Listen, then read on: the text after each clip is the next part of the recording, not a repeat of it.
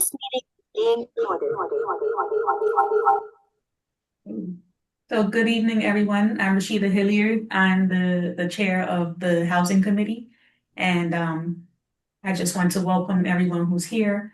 Um, Firstly, I would like to thank our two guest speakers. Is it Fareed and Angelo Yeah, or Farid? Fareed and Angela, yeah. Okay, Fareed and Angelo, who are guest speakers from Fordham University to speak on behalf of Civic Reset. We will get into that. So first of all, thank you for being here.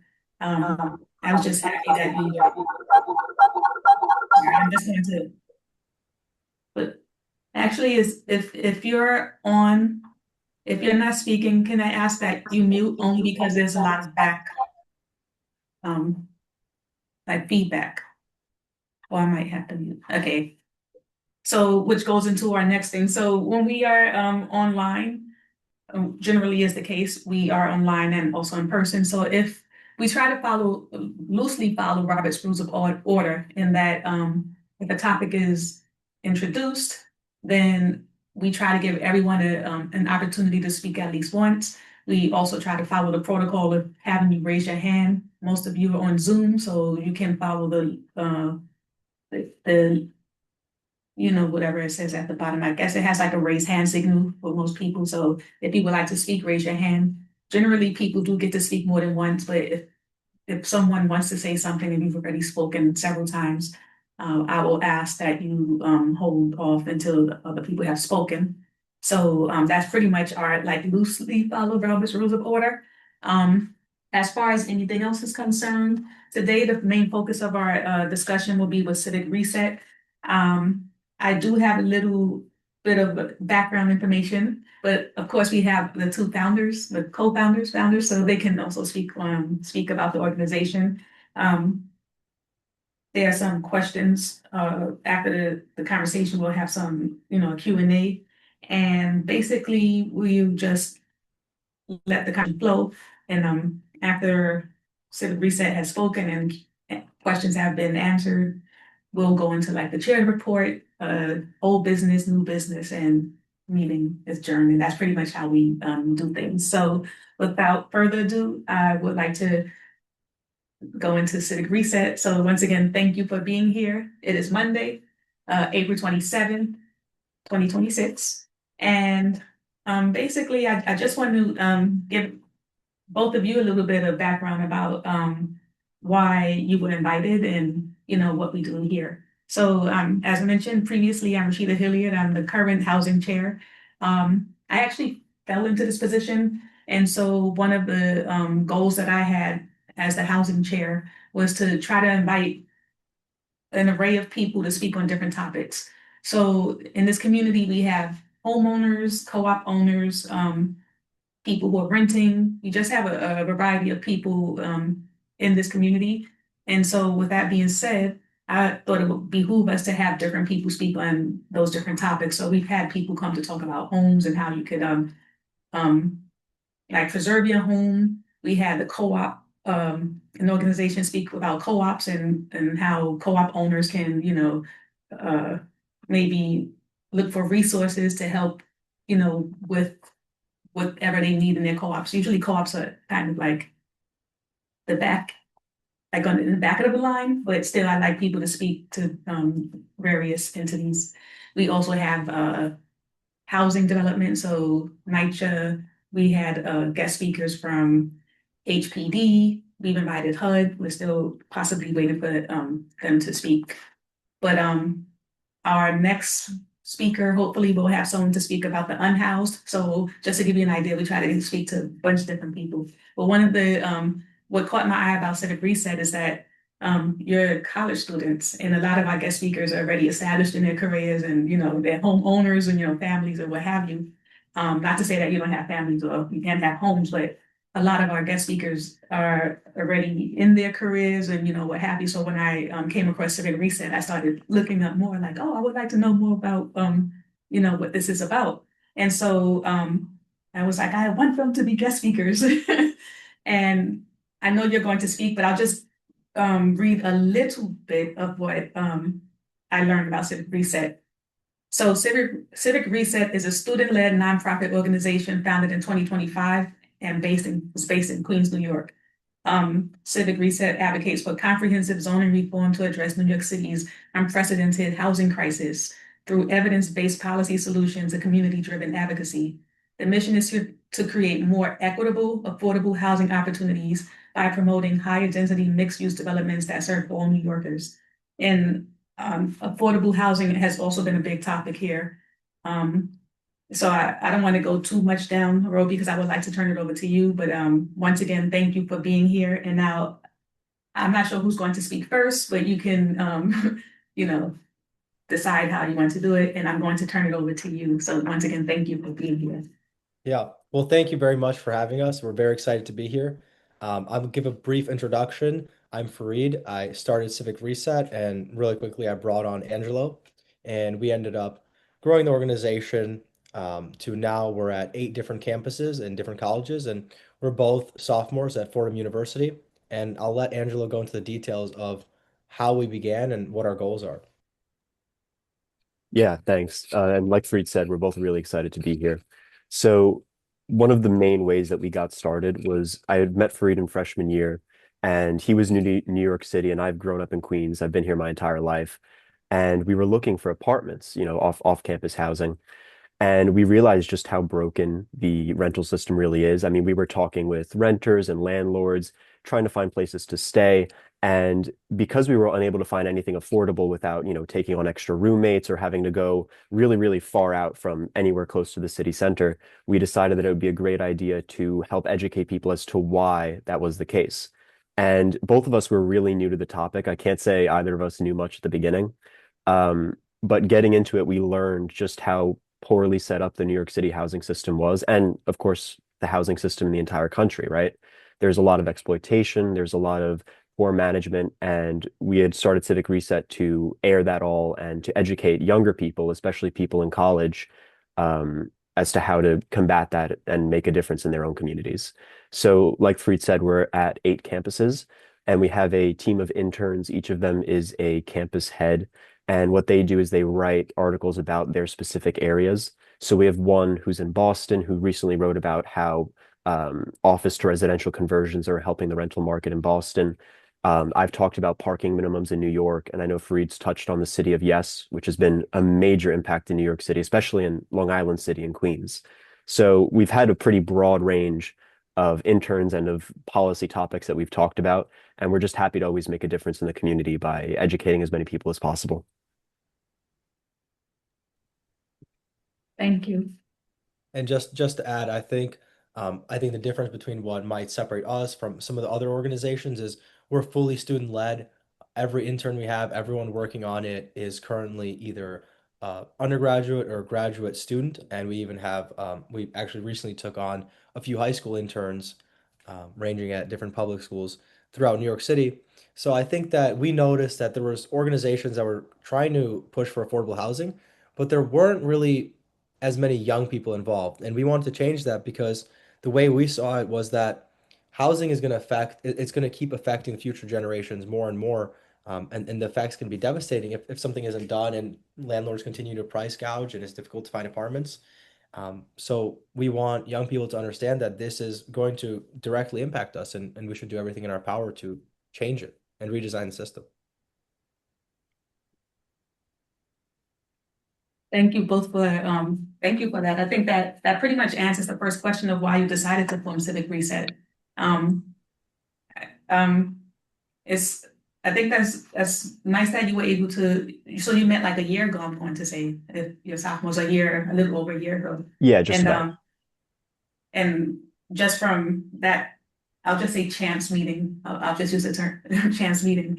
You decided to there was an issue and you were going to try to solve it. And was this like this is not really a question that I have written down, but was this kind of like an overnight thing where you were like, you know what, we don't want roommates. Let's create like an organization. Well, actually, like I said, I'd grown up in Astoria, so this was kind of a topic that I was always interested. I mean, I live right by Astoria Boulevard, which is an area that's like just now getting developed. So I saw a bunch of these new buildings going up, and out of curiosity, before I'd even met Fareed, I was looking at rents, right? And I saw one bedrooms going for 3 or 4 thousand. I was like, this is crazy. This is insane, especially for a neighborhood that was at least, 5 years ago, relatively cheap.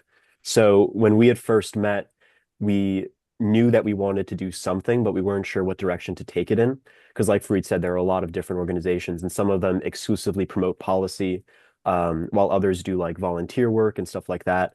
But we had decided that the best way to reach people our age would be to educate them via articles and videos and interactive resources that resonate more with people our age. But it wasn't really overnight. This was like, I think it took us a month to really get to the Yeah. version that we're at right now. which is to me still a short amount of time, but Yeah, yeah, yeah. To clarify, but we've been around for a lot longer than a month. It was designing how we wanted to um, right. format the organization and the way that we can involve other students at our campus and other campuses, um, and allow them to be part of Civic Reset. That's the process that took around a month. And then we spent around the last year or so trying to research as much as possible and try to spread awareness, try to get more students to join us and figure out what exactly we want to push for and how we want to do that. Okay, that really sounds interesting, and I'm glad that you were able to, come together and create this organization. Um, I know this is not necessarily the Q&A session yet, but I did want to ask. I had like separate questions before the Q&A, and I just wanted to know, like, how are you? I know you are sort of mentioning it, but how are youth voices integrated into your housing campaigns, if you do have any, like particular campaigns or. Yeah, yeah. So yeah, more or less. So like I'd said, we had taken on a lot of interns, and I would call them more volunteers, if anything.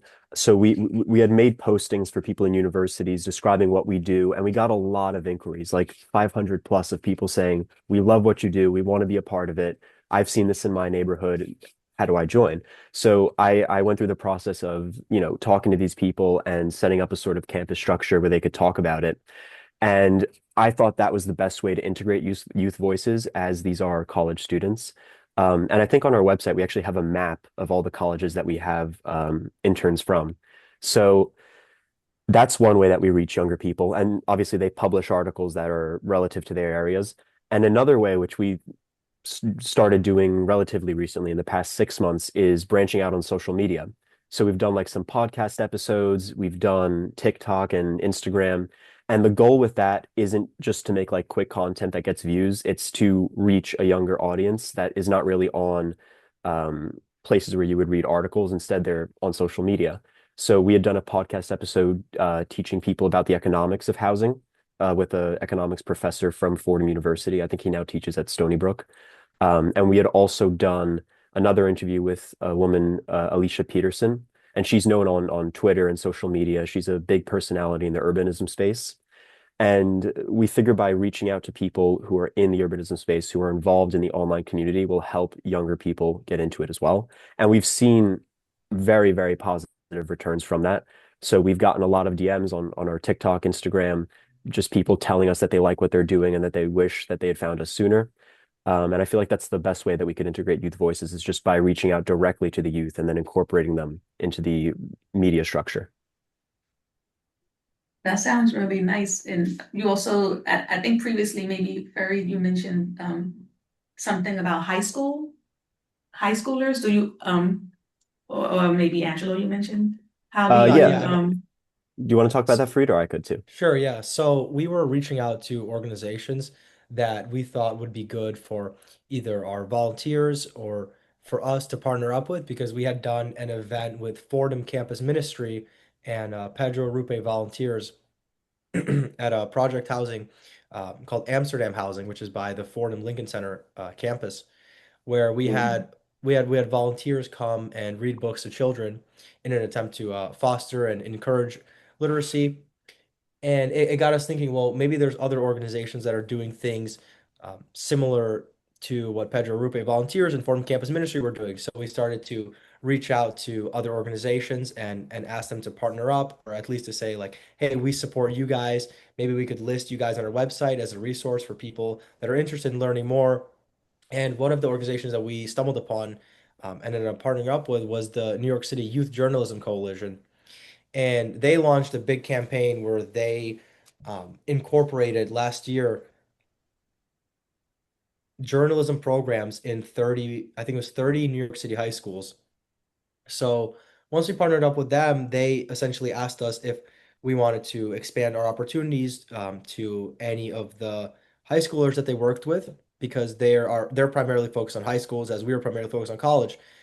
So we thought that it would be a wonderful opportunity. That's what we were doing. We were writing articles about different things. So it would be a really good way to allow high schoolers to have an avenue to explore that and write, and we could ensure that it's accurate and then post on our website so it gets the word out. Of students engaging with housing. And at the same time, it's extremely refreshing to see people that are so young but so involved in the New York City community. So what I did was I posted in the coalition an application for high schoolers to apply, and we had some interest. So now we have high schoolers writing papers for Civic Reset as well. And I believe that the first one that is going to be written and published by a high schooler is on its way, and it should be done within the next week or so. Well, and when you say high school, what would you say is the youngest person that you have involved in Civic Yeah. Reset? Youngest, I think, junior or senior year. So I think they would be 17 or 18. Yeah. Okay, that's good. Yeah. So they're getting a sort of a head start Yeah, big into head like some start. of the yeah. Especially if they're That's interested in, oh, go ahead. oh, no. That's what I was saying is that Yeah. thank you. Yeah, especially if you're interested in journalism policy. I mean, we understood that it might be hard to get one of those internships or really make a real impact as a high schooler, but since we're completely focused on the youth and um, trying to engage the youth with this issue, we thought, well, if people are interested in housing and in journalism, this would be a great opportunity to involve them. And they're probably also going to spread the word to their friends. Their friends are going to read their articles, and it's kind of a chain that keeps going. The more young people learn about housing and the inequities within it. The more that someone will try to do what we're doing. And for every organization that we make, there's going to be another one that becomes like this. And eventually, there could be a significant material impact and really make housing finally affordable because it's been a problem for a very long time. Right. No, and I'm gonna save some questions for like Q&A, but I will still address like two additional questions. We haven't yet opened up for questions, so I'm just going to continue and then we'll do like a Q&A shortly. So Laura, I know I see your hand. I just wanted to go through two more I guess topics before we open up to like the general public, so to speak. So one of the other questions was what legislative changes is Civic Reset advocating for? Or are there any particular, legislative changes that you're advocating for? I don't want to assume anything, so. Yeah. So we had a couple different programs that were of interest. What originally got us started and what we were really interested in originally, which we still are, was City of Yes. And I wrote an article about how City of Yes is a huge step in the right direction. And although it may not fully be a sort of cure to the housing crisis in New York City, it's certainly a step in the right direction to allow for more higher density zoning and encourage tax breaks for and economic incentives for developers to put affordable housing units. I know that's now some of them are 20, 30% of the buildings that they're building are now affordable. And I think that if developers finally have an incentive economically, which is tax breaks to produce affordable housing, then it could really be a game changer because a lot of the time they're focused on building ultra high density luxury sky rises simply because that's what makes them the most money. But that's not going to contribute to housing in any positive way. I mean, it's not going to make it feasible for many people to get apartments, and it promotes displacement, which we're very against. So zoning has been a big focus, and we really like City of Yes for that reason. We also saw when we were looking a little bit into Community Board 8, we saw that you guys delayed the vote for, I'm not sure if it's TAPA or TOPA, but Yeah, yeah, but I don't know. Do you guys have an outcome for that or? no, we delayed it because we knew that we were getting a new mayor. Mhm. And so as it was explained, Mhm. it would get a new number. So whatever we voted on at the end of Okay. last year would change. So that's Uh-huh. what, so yes, Yeah. we didn't delay it for any because we didn't want to move forward. It's Right. just No, yeah, I know. changes. Yeah. I was just wondering, I guess, where the state of that is because we think that could be a really great opportunity. Actually, I was gonna ask about that, but I'm Yeah. glad you read about Yeah. it. And I'm going to, wait, did you want to add anything else before I move to the next? No, yeah. Okay, and like I said, I will open it up to questions. I know people will probably want to ask about City of Yes or zoning or any of those different issues, but the last well, you probably sort of already said it, but I'll just address. So what sort of work do you think Civic Reset can do to decrease the amount of people who are unhoused in the future? And I know you sort of Right. spoke about it, I but think, yeah, I think it's difficult because we're so young to say, not as of age, but as an organization, we've been around for about a year, to say directly how we can decrease the amount of people that are Mhm. homeless or experiencing displacement. But I will say that we just released a map that we've been working on for a very long time. It's on our website. It's under the resources section. There's a heat map, which is what we called it, and it shows the top 25 landlords by name, top 25 landlords that have the most HPD housing violations, and it essentially shows where they own it. And there's a heat map that you can press, and it's interactive to warn people that are renting about the landlords that are extremely corrupt and price gouging to incredible extents. And I think that if this could protect people from potentially stumbling into a contract with a bad landlord, and also we have it's in each of the 5 boroughs, and on the heat map we have the percent rent stabilization per neighborhood, as well as the rent increase throughout time, and you can kind of see the patterns that have happened within the prices of certain neighborhoods and see which areas have better landlords than others. So we think that this is a way that we could protect people from falling into that. And you're also able to make reports on our website if you have a bad experience with a landlord. We have an option to upload a picture or evidence of what happened, and then we will also personally put that uh, personal experience on the map as well. Oh, wow, I love that. yeah. Thank you. This the taking notes here. This all sounds like wonderful work that you're both, well, you and everyone else who is involved is doing. So on behalf of the housing committee, we say Yes. thank you. Yeah.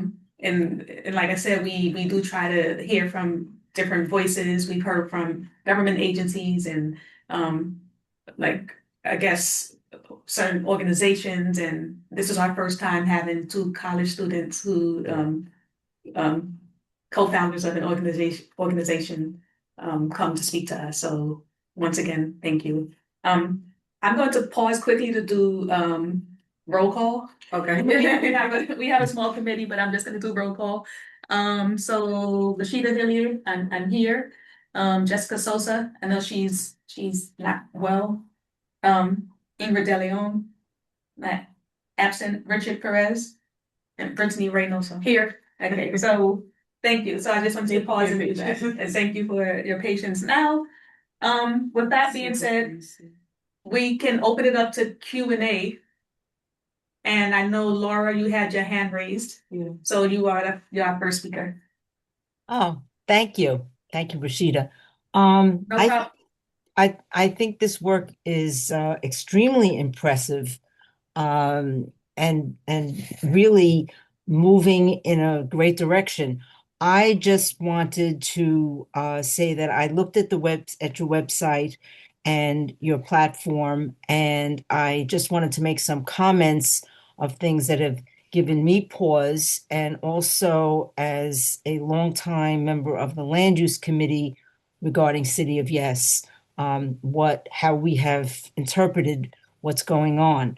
I just want to say that when you have a tremendous increase in density and you're expanding your building envelopes and you're reducing open space, and you're dealing with seriously antiquated infrastructure and exacerbating things like flooding.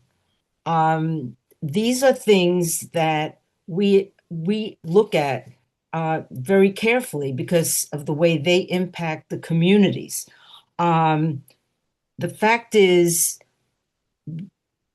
land use voted seriously against City of Yes for reasons that gave us pause, and that I just wanted to share.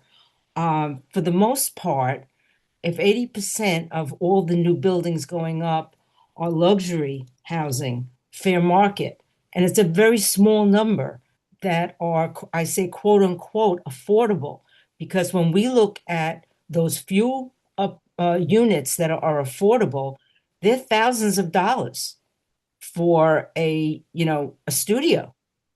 So I find, everyone is correct. There's an affordable housing crisis, but City of Yes and what's happening now is not about affordable housing. It's about luxury housing with all those impacts that I just mentioned.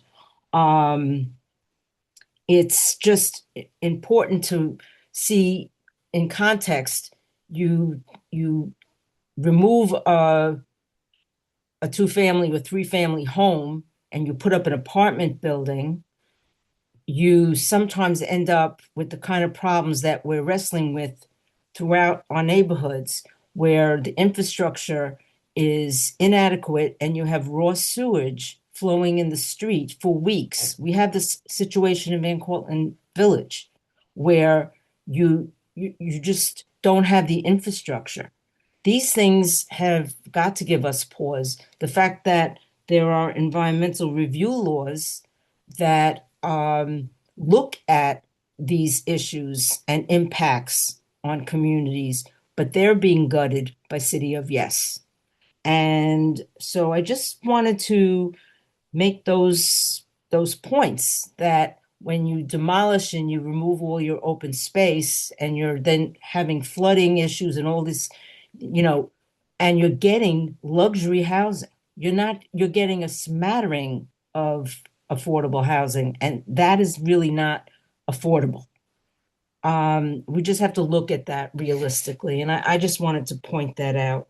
And I think that the energy here is fantastic, and what you want to accomplish is fantastic, and the need is there. But a lot of what's going on right now, I don't think the answer is just remove zoning, simply. That's not protection for everyday New Yorkers, in my view. So I just wanted to speak on that. And thank you for what you're doing to share the problems with other, students. Thank you, Laura, for sharing. Like, and I do thank you for the comment. I know City of Yes, that was one of the biggest I guess that gave a lot of people pause in the community, just because as Laura mentioned, while we know that some of these issues are present, the solution wasn't always 100%, there. So I want to give you an opportunity to respond, because Laura mentioned that there are some environmental concerns. And so I kind of wanted to tap on, like, do you see yourselves collaborating with environmental organizations to possibly solve these issues? Is this something that that you considered? Did any of these concerns come up while you were thinking about the rezoning issues and things of that nature? So I'm kind of throwing in like a few hundred questions in one. Yeah, no, definitely. Frida and I had gone down to Long Island City probably when we'd first started the organization. So I'm going to say about a year ago. And one of the first things we noticed was actually the lack of services to sustain all the new buildings that have been constructed. I can't say that I know much about the environmental impact, unfortunately, but I do know that the schools there experience severe overcrowding because there's just such an influx of people and nothing else has been built up around it. And I'm sure the same could be said for fire, EMT, and police services as well. I also wanted to note, Laura, what you had said about 80% of the units not being affordable. We had actually found that out too, that a lot of the affordable units actually have separate entrances to the buildings to just sort of cut people out from the luxury part. So The we, corridor. yeah, exactly, exactly. And knowing all of this, we don't say we support City of Yes like flatly at all. But we do think it's a step in the right direction. The city just needs to provide a lot more um, caution around other factors that impact communities rather than just removing zoning and building up and not really providing framework for developers to make meaningful change. So yeah, we had gone there and we had seen a lot of the super tall buildings, lack of services, even a lack of shops, which was kind of surprising.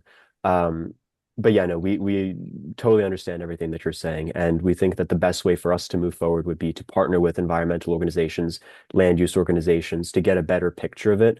Because from where we are, it's hard to understand every small detail just from a perspective where we're looking at it from a bird's eye view. So we always appreciate people telling us the inner workings of stuff and educating us, and then helping us educate other people too. Yeah, that's I couldn't have said it better myself. That's exactly what my thought process was. Looking at it, we really appreciate the compliments on the organization. We really appreciate the different perspective that we might have not have fully encompassed. And like Angelo mentioned, we by no means believe the City of Yes is a comprehensive solution. But we think it's a step in the right direction in the way that it has people thinking about, well, how can we start to expand zoning? I fully agree with you. I think the caveat is that the city needs to do more to support to make infrastructure support for that higher density housing and encourage the developers to produce more affordable housing that is actually fair and doesn't have separate entrances and things of that nature. As Angela mentioned, in Long Island City, there's a lot of very luxury sky rises, and I remember reading that their school buses couldn't transport all the students because the schools were so overcrowded, the public schools in that area, and they were having issues with floodage, as you had mentioned. So we do think that the city needs to really invest into the infrastructure that comes with it and not simply allow huge luxury buildings. And we think that that infrastructure can also be supported by local economies by through mixed use development, by adding the first floor could be a store, a deli, anything like that. It really supports the local economy, and then after that it could be 5, 6 stories of apartments. Thank you. I'm taking notes. If you see me turning my head each time I'm speaking, I'm also taking notes on the side.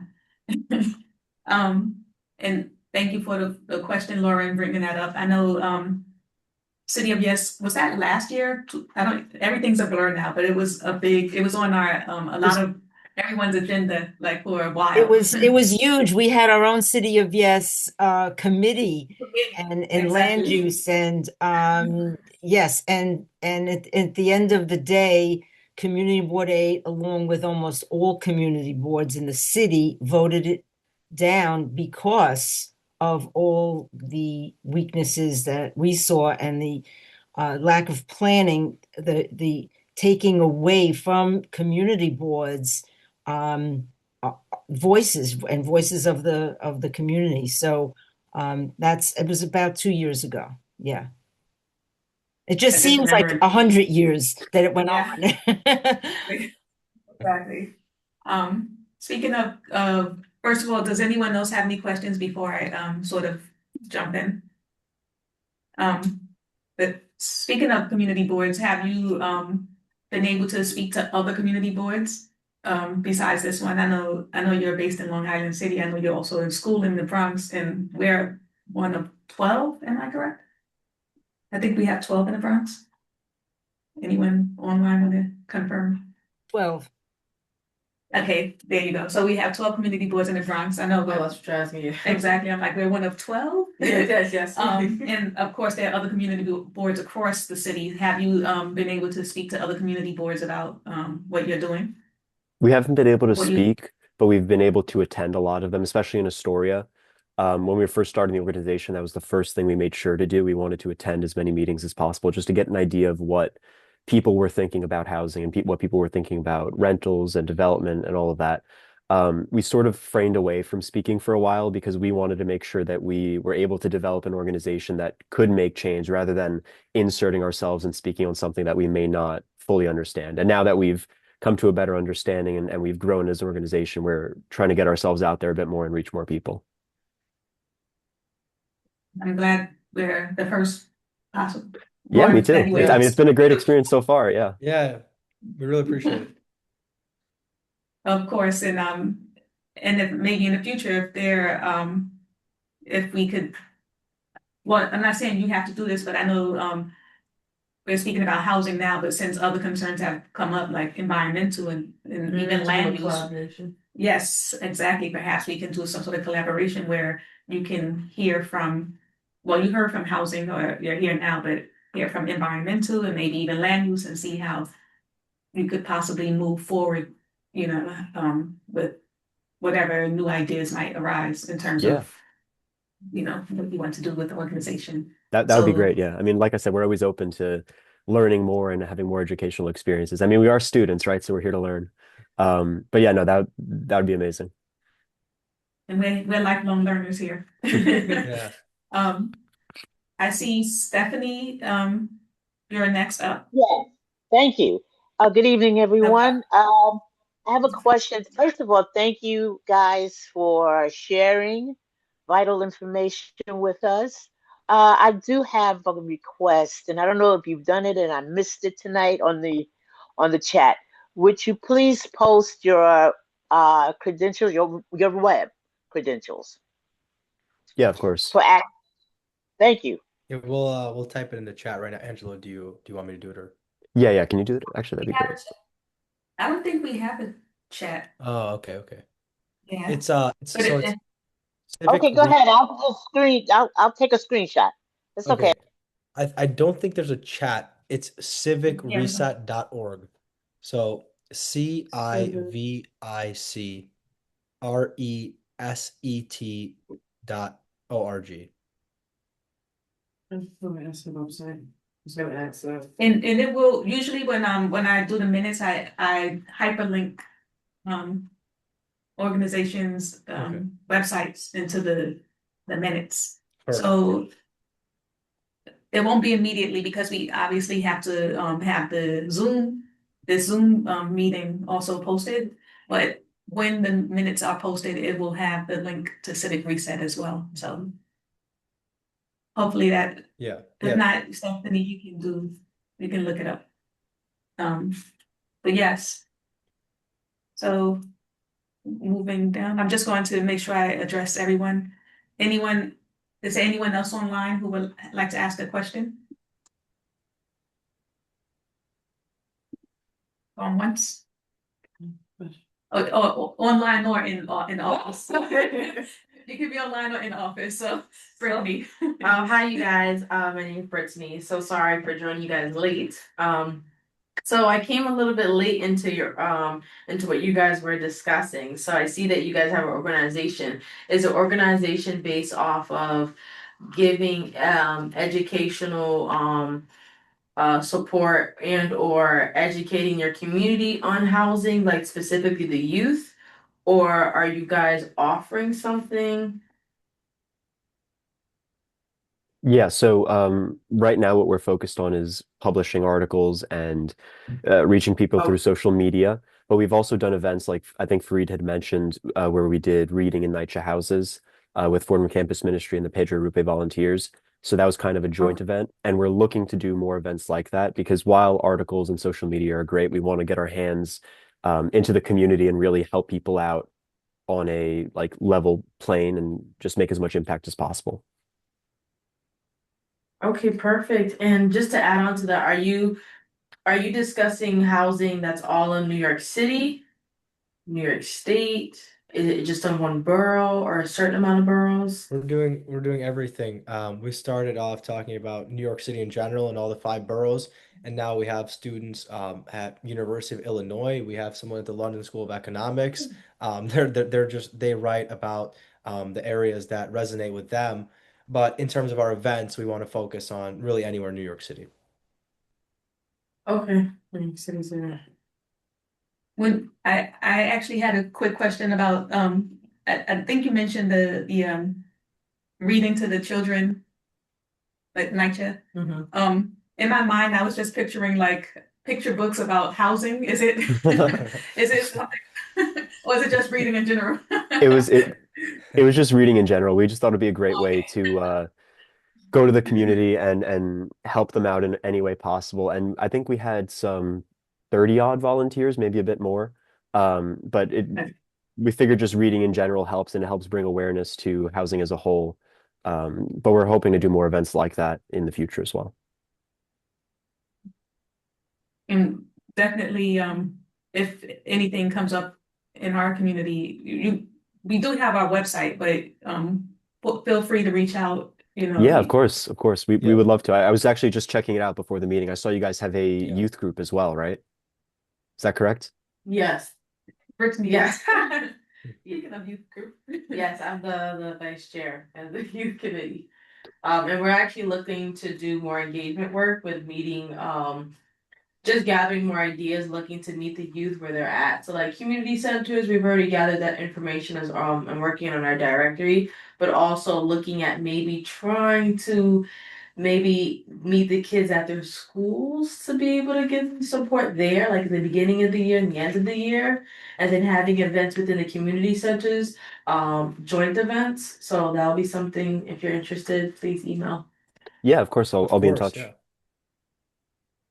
In fact, maybe in the minutes, I'll put our email address. I mean, well, you already have my email from Yeah. correspondence, but perhaps it would make sense then to include Brittany's email because she's in another committee. Okay. And so, Yeah. you can, move forward with doing stuff with the youth committee. So it's a win-win. Yeah, you could even, if you want, you could throw in our email too. If anyone from the Zoom wants to reach out, we'd be more than happy. Especially Laura, if you want to send over any reference material, because like I said, very open to learning, so feel free. Thank you. And thank you for this presentation, and Rashida for having this. This is fantastic. I have to Sure. jump because I have another call. So yes, definitely. I'll be looking forward to learning more, and I will send you stuff. Thank you. Okay. Thank you, Laura. We really appreciate you stating your concerns, and Rashida, great job. Kudos. Thank you. I mean, it's really you all because I do try, like I mentioned, I do try my best to like have a conversation with the Yeah. committee to see who can we bring, and it's not just like let's just randomly bring people. We want to have people who can speak to some of the issues in the community that maybe we don't have all of the answers to. And so I just stumbled upon Civic Reset, like I said, and I decided to look more, and I was like, these are college students, affordable housing. Like this is stuff that we've been talking about in the community board, but we don't necessarily have like college students or like your age. We have 1 year we did have like a pre-college student on the committee, Really? on the youth committee, I think, but I think she went off to college. Oh, Yeah. But for the most part, we don't always see that. So The youth committee would love for you guys. yeah, we'd be So open to Great. it. Yeah, we would love to join. Rashida, I'm actually curious, how did you stumble upon us? how did I think so. I'm trying to think back because our last meeting was budget, and then prior to budget, we had someone speak.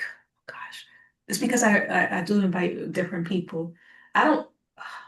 I would have to look at my emails because I know back then I was like, okay, I want them to come, but let me do a little more research. Because the goal is to have like more either government or nonprofit organizations speak, as opposed to having like you don't want any conflict of interest. So I was I forgot how I came upon you, but then I guess I just went down some rabbit hole and then I was like, oh, college students, oh, affordable housing, oh, these are issues we've been talking about, but I would like to hear it from another person's perspective. These are students who were looking for a place to stay in, and even if it was like temporary, you still need a place to stay. Yeah. While So in college, Like you were researching the main things that you wanted to discuss, and then you found people that had all 3 or 4 qualities. exactly. And then Organization. no, but it really was that, and I was like, okay, then I reached out to Artie and I said, I would like for you both to be guest speakers. And when he sent out the invitation and you replied like, I would be happy to, I was like, yay! I would be happy to hear from you all. Yeah. Yeah, it's So, refreshing to hear from them. Well, Definitely. we were happy to hear from you as well, to hear that community board is interested in our work. That was definitely a step in the right direction. We feel really good about it. So thank you guys very much.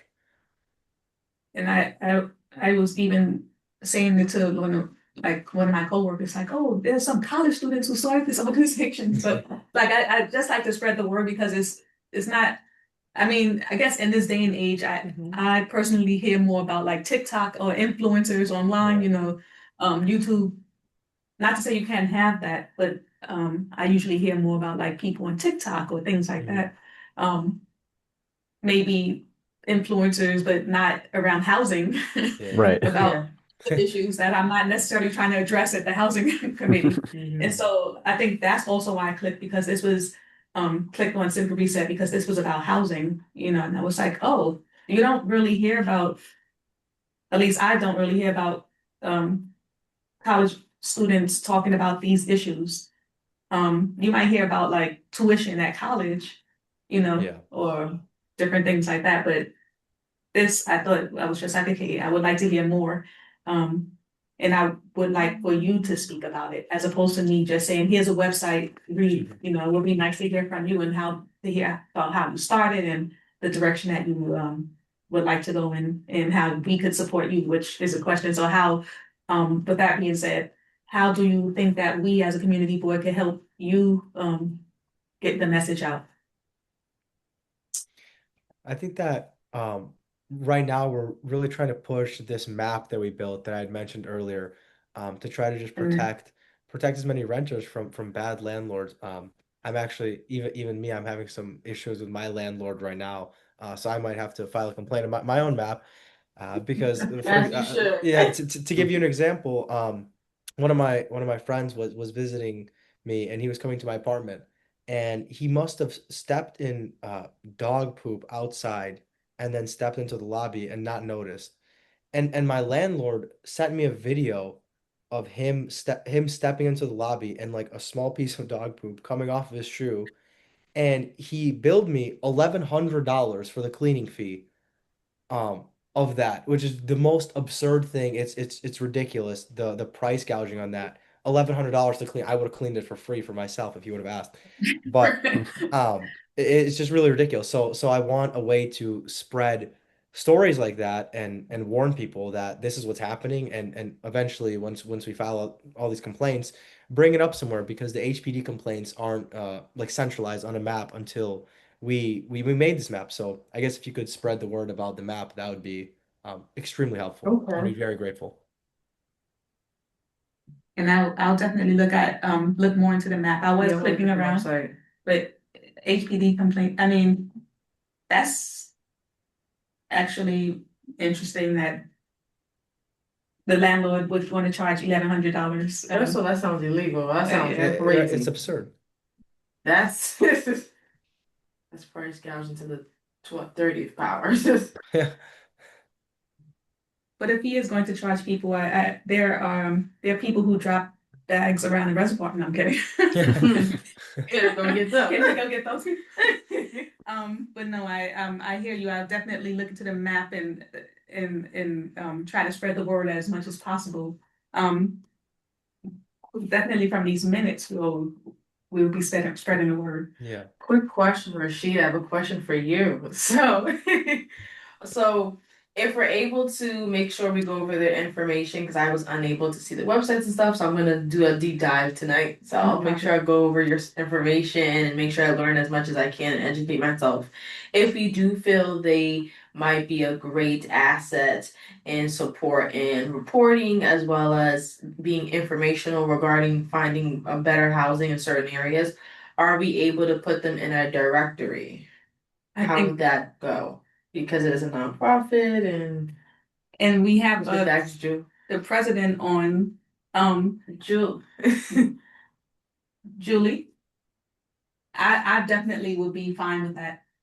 If Julie is, we can, We have to, so we have it, so we're creating a better reformed Can you hear me now? directory. yes. Can you hear me? Yeah. Okay, Yes. great. I've had trouble with this thing. Okay, if definitely nonprofit, the information is great and verified. You can get it in by the deadline. That would be good to have in your resource guide. Okay. Oh, we can And see they're well information, so There we go. So as I mentioned it before, I don't, Julie, you were muted, so and you might have heard me anyway. I don't know if there was an issue with, like the audio, but, I mentioned that when we have guest speakers, we tend to have, not-for-profit or government organizations because we don't want any conflict of interest. yes. Things of that nature. So, it is a not-for-profit. And we're also, we have a guide, like a resource guide. The different committees have their own resource guides. So for housing, it would, we would probably have like where one of the things we're working on is how to like intake centers or how to help people who are in need of housing. like So that's that's like steps. Right.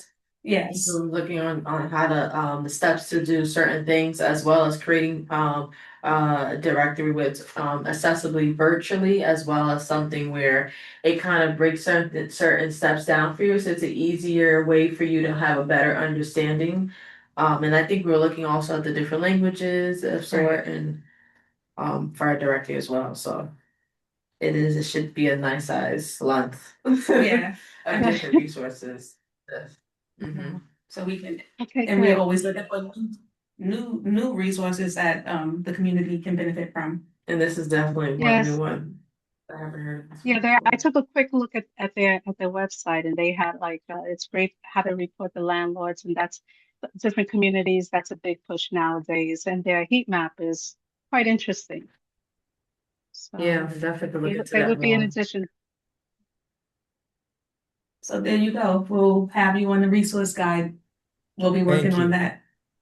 And can I ask a quick question? Of course. So when regarding reporting the landlord, I did make a note of that. How do you weed out the false accusations? Like, is it like you have to show proof Yep. and make a comment and then we're able Yeah, to there's post it for people to kind of you like have a to review? you have to post evidence, so a picture or a screenshot of either something that they said or something you found, and then an explanation. So yeah, it needs proof. And Okay. I was the one who built the actual dashboard. And what I do when people submit complaints is I cross-reference it to HUD. So I double check if that building has received any other complaints in the past. And if it's a building with a clean track record and maybe it's a tenant issue, we try not to include it to not spread any false information and, defame any landlords. So we try to match it up with HUD complaints as well. Okay. Okay. None of that. Okay. I would like to know if there are any other questions. I'm sort of speaking slowly just to give people an opportunity, just in case, but we definitely have a lot of information here. And with the website, the YouTube video when this is done, and also the notes, I think people will definitely have a lot of information to go through, and also we'll be working on our resource guide, so we can include the organization as well. Is there anything that you would like us to possibly, that you want to bring to our attention that wasn't mentioned? I mean, you don't have to make anything up if you don't have anything. I think there's nothing particular that I'm thinking of, Angela, if there's something that you have in mind. No, I feel like we covered every point. But thank you guys so much for talking with us. Yeah. No, Thank you for sharing. And if in the future, if we would like to invite you to again, is that something, I don't know if it'll get busier as you. Of course, yeah. Okay. Yeah, of course. So I always say that, as long as the guest speakers are available and willing, I'm always willing to invite people back, if you have anything new to share, or even if it's been like a while and people need to be reminded of, some of the concerns, because sometimes we have short memories, we talk about this now and then next thing you know, people on to the next thing. But I think even with that said, this is a topic that it's a recurring theme in New York, and as you mentioned, across the US and in England, I guess, London, the UK. I mean, it's not just the US, it's not just New York, it's not just US. We have people across the pond, as they say. So, Yeah. thank you again. And I wish you well, and you're coming to the end of your semester, I guess. Yeah. Yeah, fingers I hope Finals you have week. exams. Yeah. Finals Oh, week, yeah. Take time out of your busy schedule during finals week. Thank you This, again. this is much Right? more fun than studying. Believe me, it's much more Yeah. fun. I'm like, it's been a while. I'm like, it's already, that's right, it's almost May, so you're Yeah. right. So Yeah. I wish you well on your finals and definitely with Civic Reset. Once again, it was an honor to have you come speak with us, and thank you. Yeah, thank you guys so Yeah, much. thank you guys so Thank much. you. And we'll be in touch. I'll send over my email. I mean, you have it already, Rashida, but I'll send it again. And we would love to be a Okay. part of the youth committee as well, just helping any way we can and reaching the community. So I'll be in touch with you guys, and thank you so much for speaking with us. Thank No you. worries. Have a good day. Thank you. Have a You nice as night, well, guys. guys. Thank you. Bye. You too. Good night. So with that said, we're going to, I was going to tell them they could stay, but they don't have to. Oh, yeah. Oh. We're now going to move forward with the next item on the agenda, which is the 2028 budget priorities. So we we won't be voting on anything because we don't have a quorum, but What was up for voting? I mean, like if we wanted to vote on, okay, Uh-oh. this is what we want to move forward with, but Oh. we did already say that we would be continuing to support projects such as the facade work that needs to happen at Marble Hill Houses and the construction of the community center. We did get community input, and it turns out that Marble Hill Playground, aka Orange Park, needs some resurfacing of the baseball soccer field, the AstroTurf. And so we can add that to our budget priority.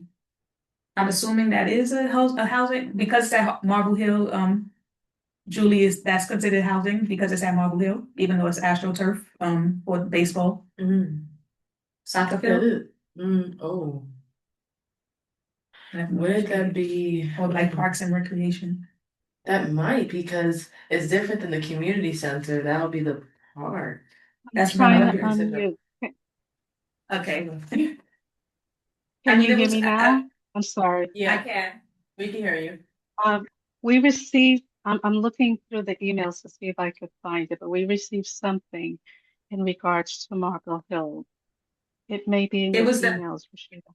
I don't, It was the I'll- on Julie, it was the Orange Park resurfacing of the baseball soccer field. So I was asking, because it's at Marble Hill, is that considered a housing concern, or even though it's a baseball soccer field? we'll have to double check with the agencies, but Okay. if you have it there, just leave it there for now, and then we'll double check, and if not, then we take it off, and if so, at least it's on there. It's better that it's there, and we could take it off than not be there. Okay, I just wanted to make sure, I just saw it today, because I think it was sent to me. Well, I just saw it today, but anyway, so I can add it, but we already have that would continue to support the construction of the community center and Right. whatever facade work. So Right. that continues. So I didn't see anything else in the email, and I can't think of anything randomly. I don't want to randomly think of anything, so if there's anything that comes up that you know about. No. I don't think. That's the last board meeting, so no. Like we want to have more fire alarms, but no, But we sent the budget in already, right? it's not. Oh wait, what is today? The 27th? Well, yeah, we already had stuff on our budget, but I think the official budget, the budget closes like May. Is it May? Sebastian had asked if all the chairs can have it in by May 15th, because the next budget meeting will be the first Wednesday in June. Okay, so I'll put So- May 5th. And you can continue to add even like at the exec when we meet and even afterwards, as long as he has it by May 15th. And then at the budget meeting, the first Wednesday at 6:30 in June, you'll have a budget meeting. Okay. Actually, like you said, the fire alarm, carbon dioxide detectors, like ordering stuff that really gonna happen to the homes. Is that something, Are we able to order? I don't know, I was just kidding, but are we able to order carbon Regarding dioxide? housing, I mean, no, the detectors? I Are think you the able to city order gives what? like, the carbon dioxide detectors that people Usually have the inside. the fire department usually distributes that. okay. That's what we meant by, we didn't want to make things up, but if, you know, like stuff that would come to my mind would be like, oh, fire extinguishers in the buildings, or, you know. No, but hey, it assists, and there are people who lose their lives yearly for that. So it is Yeah. nice if the housing we're able to provide that. But okay, if Yeah. the fire station gives that.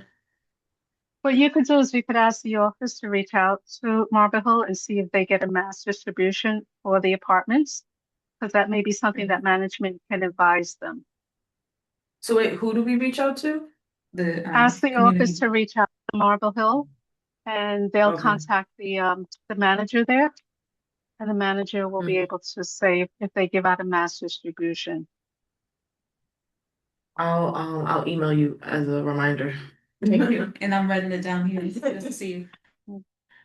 Are there things, I mean, because that was one of our questions before, like, what does the community need? And then we did hear back from Marble Hill Houses. Okay, So, good. and the thing we heard back about was the Orange Park. Okay. But with that, so actually the next item, unless if there are no additional budget priorities, the next item is a chair's report. And thank you. I sort of heard about this in passing, but then when you sent the text today, I was like, oh yeah, let me look into that again. And so the chair's report has to do with the Office of Deed Theft Prevention. Oh, So on April 24th, and I'm sort of I was looking at the whole article, so I'm just gonna sort of shorten all those is kind of verbatim. On April 24th, Mayor Mamdani established the city's first mayor's Office of Deed Theft Prevention and appointed Peter White as the office's director. According to the article, deed theft in which white collar criminals use fraudulent filings to steal homes from longtime residents is a persistent threat to working class homeowners in New York. And according to this article, families who have spent decades building stability and generational wealth are being targeted and displaced through complex scams that exploit gaps in oversight. And Mayor Mamdani decided to appoint Peter White as the director of New York City's first ever Office of Deed Theft Prevention. Where he will write a new story of leadership and action. I wanted to say this before they left, but because Justice Peter White is an attorney with Access Justice Brooklyn, and he is a graduate of Fordham University, which is where the two guest speakers are from. But basically, the whole idea is to make sure that people are not losing their homes. This has been a big issue in places like Queens and Brooklyn, and it tends to affect Black homeowners and neighborhoods who have been disproportionately targeted, deepening the racial wealth gaps and destabilizing communities. So the Mayor's Office of Deed Theft will be housed in the Department of Finance, which records property documents and will work closely with the Sheriff's Office, the New York City Commission on Human Rights, the Department of Consumer Work and Protection, and the Department of Housing Preservation and Development, along with state and local partners. So, of course, it's still being developed. I mean, it was just established, so of course, it's still being developed, and perhaps in the near future, we can have a guest speaker. Speak to this information, maybe representative or someone from the mayor's office to be able to provide that. Exactly, because I know while they said it mainly affects people in Brooklyn and Queens, probably because they have more homes. In this area, we also have a lot of home ownership, or we have homeowners, so it would be nice to hear a little bit more about that. So that was that. And then, Rashida, can I just add something? Sure, of course. for the deed fraud, and I'll Yes. send you the link so you can add it onto the minutes. But in the government website, in the finance department, homeowners can register their properties so that if anyone tries to do anything with their properties, that they'll be notified. But you have to register, and it's very free, and it takes less than 2 minutes. And Okay. it's on Oh, the thank you. it's on the NewYorkCity.gov Department of Finance. And I'll send the link so that you can put it on in the minutes. And when you say homeowners can register their properties, this includes all types of homeowners, like co-ops, Well, condos, and co-ops, we don't own it. And the good thing about a co-op is that it's very difficult to sell an apartment because you have to go through the board and the whole spiel. But if you own all right. property, because a co-op isn't really property, you'll just share deeds. Okay. But if you own property, you can register your property so that if anyone ever tries to, let's say, sell your house or do anything with it, even get a loan or anything, I believe it will give you all the information here. But it's signing up for notice of record document program, where they will automatically Okay. Thank you. email you a notification when a new document is recorded against your property. And the word is property. That's good to know. So it's kind of like when you have a unwarranted, I don't know if that's the word I want to use, but like if there's some bank activity going on that you weren't aware of, and then you get like Right, the when you get text message. notified by the bank. Right. Well, something like that with the property. But they notify you when any new document against your property is being recorded, and they send it to you. That's good to know. I'll definitely add that to the minutes or that link. And it's free and quick to register your property. And that's good to know, free and quick. I think Mhm. sometimes people want things to happen so quickly or they lose patience. I mean, I don't mind going around things, but sometimes people lose patience with things like, oh, I have to do that. But to know that it's free and quick and Mhm. it's also protecting you. So free, that's good to know. Thank you for that. And I'll look, Yeah. and I did write NewYorkCity.gov, but I'll also await the link if I don't come across it myself. And so with that, any old business? It's just me now, me and you, Julie. And the world, we're still on Zoom. In the world on Zoom. Um, Um, I don't have the old business. I mean, it was sort of spoken about, but we're currently working on our Palm card for intake oh for yes, unhoused. yes. I did receive something, sort of like a Canva, um, draft from Jessica. So I know we're working on that, and hopefully that information will also go into a Palm card. We'll figure that out. But right now we're working on a draft of what the card should include, or how much information to put there. And so we need to do that sooner rather than later. But I did receive an Mhm. email today. New business. I don't have any new business. So the next item is adjournment. So may I have someone, You're if it. it's just, can I make a motion to adjourn this meeting at Yes, ma'am. 7:44? All right, so the meeting Very is good. adjourned. And great And thank you speakers. for joining Thanks for us. everything. Thank you, Thank you. Rashida. This was Take nice. care. Thank you very much. Bye-bye. Okay, bye. Bye.